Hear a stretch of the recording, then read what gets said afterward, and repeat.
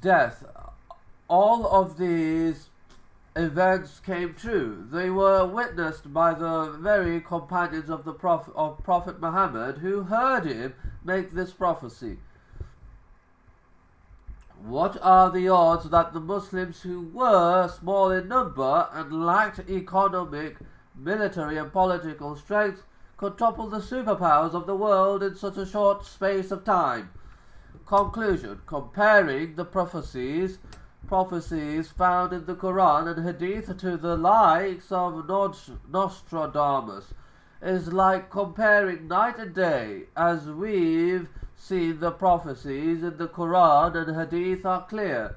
We've only looked at a handful of examples, but the Quran and Hadith are filled with many such prophecies about the future, which have either been fulfilled or are transpiring before our eyes today. Purely from probability, it is impossible to accurately guess such events spanning multiple nations and different time periods, many of which were outside of the sphere of influence of Muslims, without making a single mistake. This is strong evidence that the author of the Quran, the one who inspired Prophet Muhammad, has knowledge of the unseen.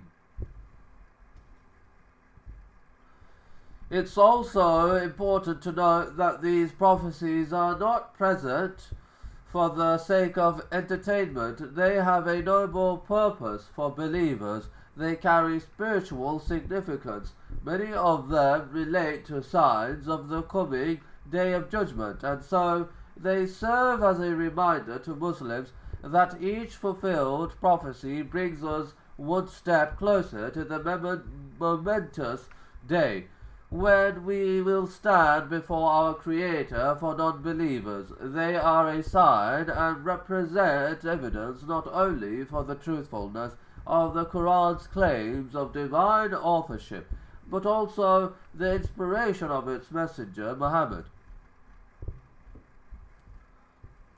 Reveals lost knowledge from history. As we've seen in the previous section, the Quran makes accurate predictions about the future. It is one thing to make claims about future events, but it is an entirely different matter to reveal hidden information about a past event when the details have otherwise been lost in history. This is actually much more difficult to achieve. When you deal with history, you are dealing with something that has already happened, and so you cannot influence the event. Let's look at an example. Someone might make the claim that one day a great king called Arthur will be born in a particular city. 100 years later, that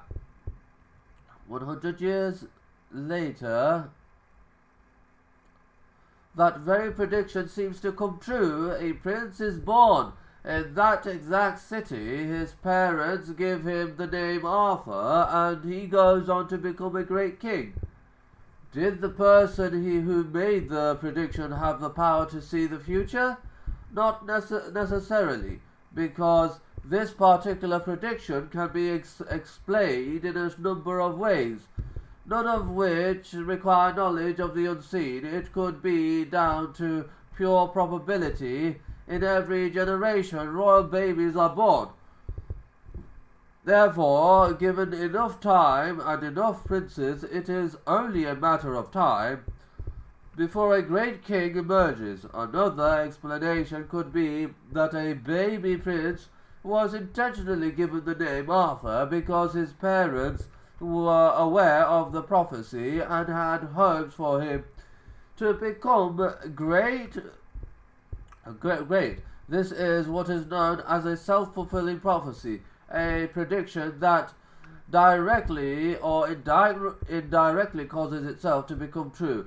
Now, compare this scenario with a prediction about a past event. Someone could say that the ancient King Arthur, a legendary king that we only hear about in the stories, who was supposed to have lived hundreds of years ago, and for one no physical evidence exists, was buried in a particular location. If the royal tomb of a king were to then be discovered in that exact location, bearing the name Arthur and having details that match the stories about him, then this would be far more difficult to achieve. Unlike future prophecies, there is absolutely no way to influence a past event, since this claim provided details not even known to Arthurian experts. Then this would be better evidence for having knowledge of the unseen.